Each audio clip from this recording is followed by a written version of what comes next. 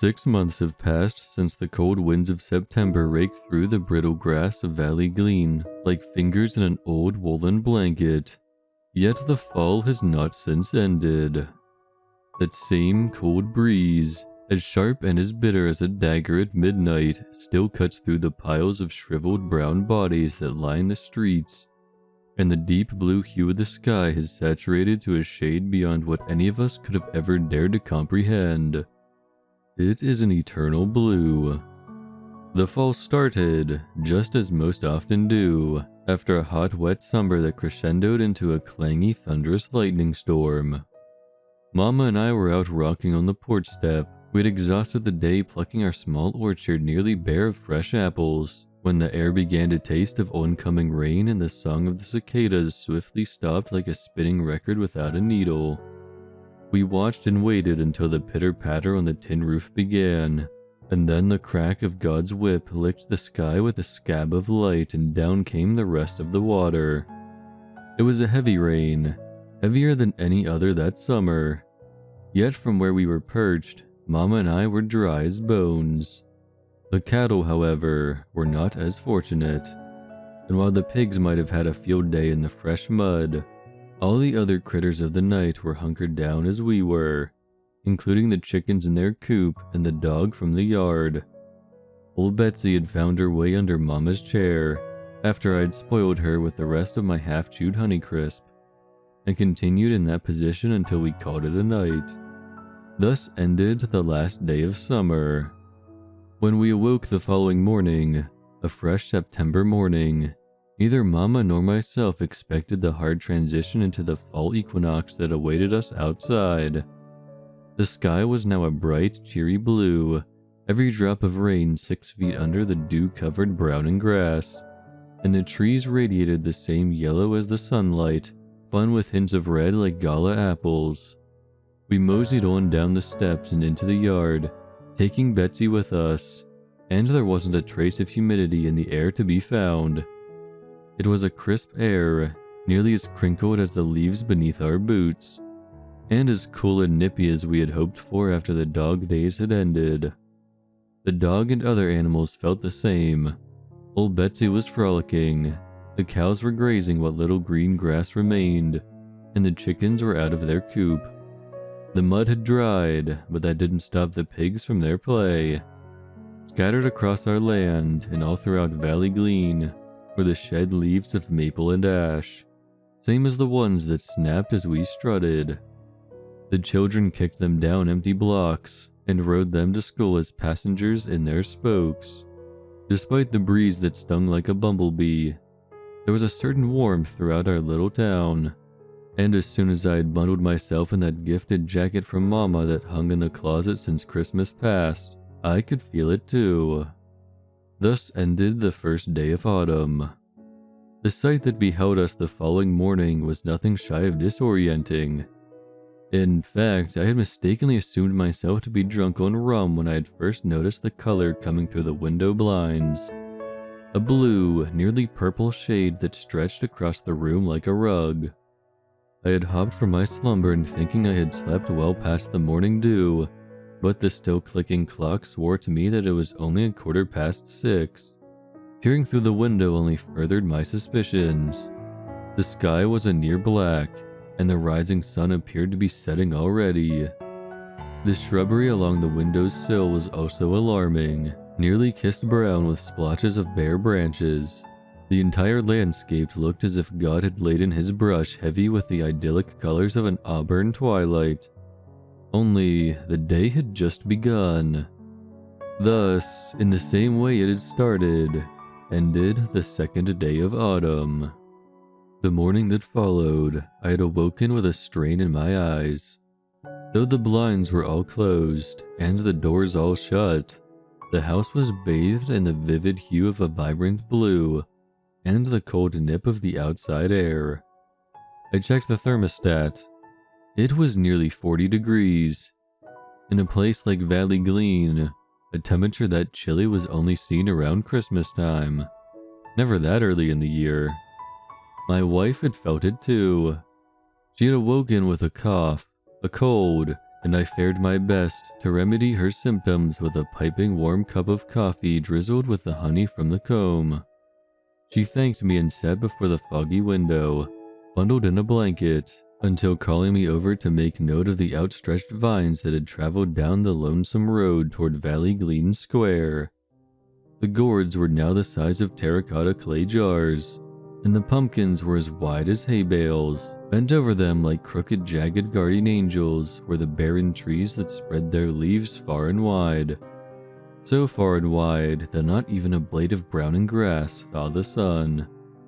And that yellow specter, too, despite having only just arisen, reared his glistening head for what seemed to be only moments before ducking beneath the horizon again and shading the land in pitch-black darkness.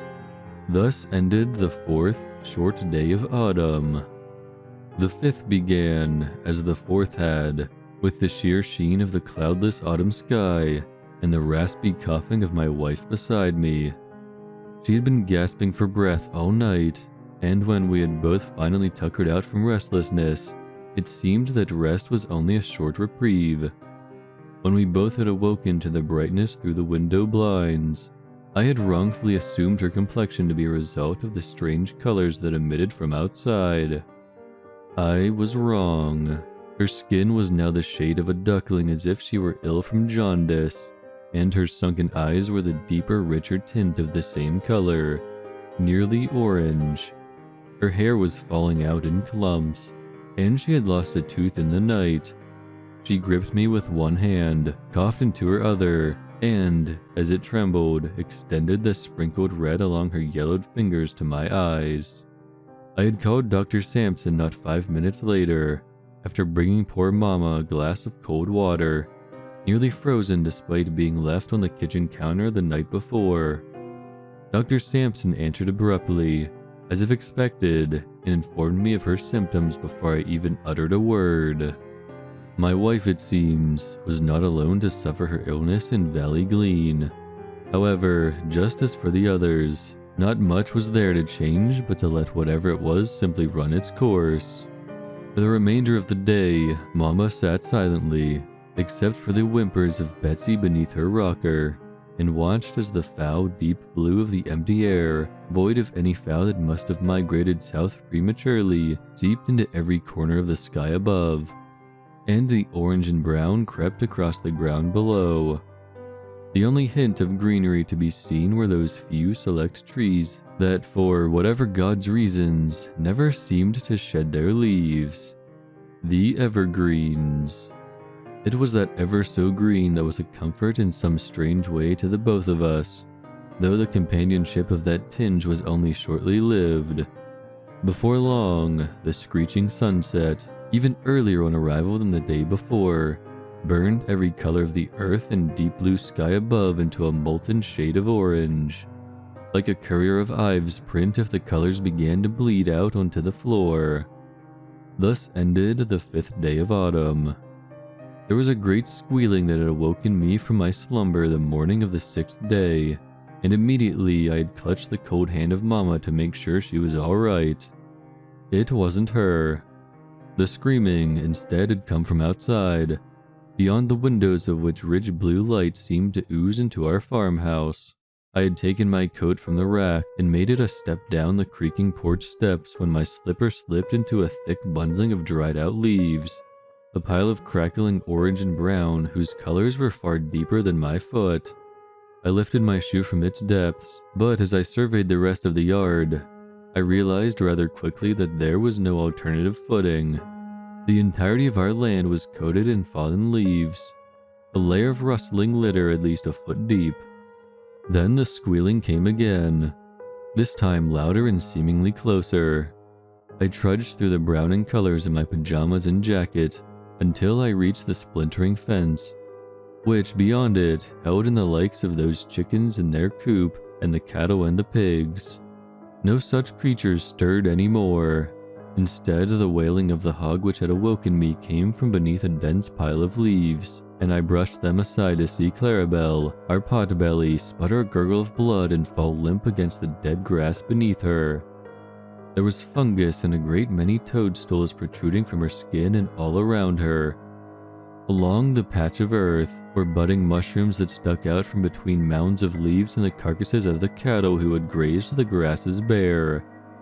Clarabelle was always Mama's pig, and I had taken the bell around her neck with me as I plodded back up to our home, reverently holding it in my shivering hands and wondering how to break the news to my wife that all the livestock, including her prized pig, were now dead. But there were bigger problems inside. Mama was sitting at the table, the steam from a piping cup of joe rising from her grip. She turned to me with a faded, cracked smile, and I stopped cold in my tracks. My wife was orange, and the thin skin that surrounded her beady, sunken eyes was a sickly brown. They were the same saturated tones as the leaves that fluttered across the lawn. Immediately, I tried to hoist her to her feet, but her weight nearly snapped between my arms. She fell back into the seat with another tired cough and shook her head a silent no. I clutched her cold hands in mine, still holding the bell. She took in a breath, which was increasingly harder to do as the fall continued, and gazed up at me tearfully, her lips cracking audibly. I began to weep as she fell into herself. Thus ended the 6th day of autumn. I failed to rest all night, merely sat up in bed and watched as the blackness brightened into blue outside, but was awoken from whatever stupor may have clutched me by the hideous odor that penetrated my nostrils. The air was thin enough already, but when the stench had seized me, I gasped and burst into a fit of coughing and nearly vomited out on the floor. I grabbed the nearby CPAP machine resting beside the bed and pressed it to my lips as if it were a gas mask from the Great War and huffed and puffed. I could, for once in many days, breathe again. Downstairs, my wife, or rather, the husk that my now dearly departed had left behind, was rotten, withered in that chair in the kitchen. Old Betsy had smelled her too. Only the soft white fur from her coat was now the shade of cinnamon as she whined at Mama's shriveled feet. A mug of coffee was still placed beside her on the table, frozen over as the temperature only grew chiller, and I reached out to touch her brown skin. Her fingers snapped upon the lightest brush of my hand and crumbled to the floor. I gagged into my mask and ran to the other side of the room, where the only comfort to be found was the basket of apples that never made their way into one of Mama's pies. They were all a putrid brown and writhing with worms. That afternoon, I had called Dr. Sampson again after covering all the doors and windows, wherever that blue light leaked through. It now hurt to stare at for long periods, and the mere color dug into my jaw and rang the drums of my ears. When the doctor finally did answer, he sounded both excitable and terrified all in the same breath. He begged of me not to go outside, not to dare smell it, and I questioned him why, but he never gave a cohesive answer. He rambled on about leaves and lungs, the mutual exchange of oxygen and carbon dioxide, and how the earth itself was shedding. I then asked of him, why then? Both of us were still breathing what little air we had, but he didn't know. I did, however. We were the Evergreens. Unfortunately for old Betsy, though, she was not. Before the day was through, that cinnamon-colored fur had completely fallen off like needles from a larch, leaving behind only the wrinkly skin of a now balded bitch, until at last gasp, that had fallen off too. Thus ended the first week of autumn.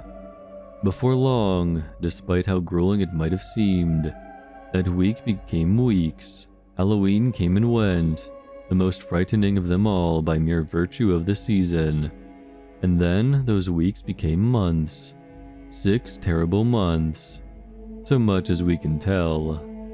Those of us who have dared to step outside, perhaps with no alternative, our eyes covered and bodies wrapped in what warmth we had, took to throwing as many bodies as we could manage into the warming bonfires that crackle now day and night along the hills to rid Valley Glen of the smell that keeps many of us awake.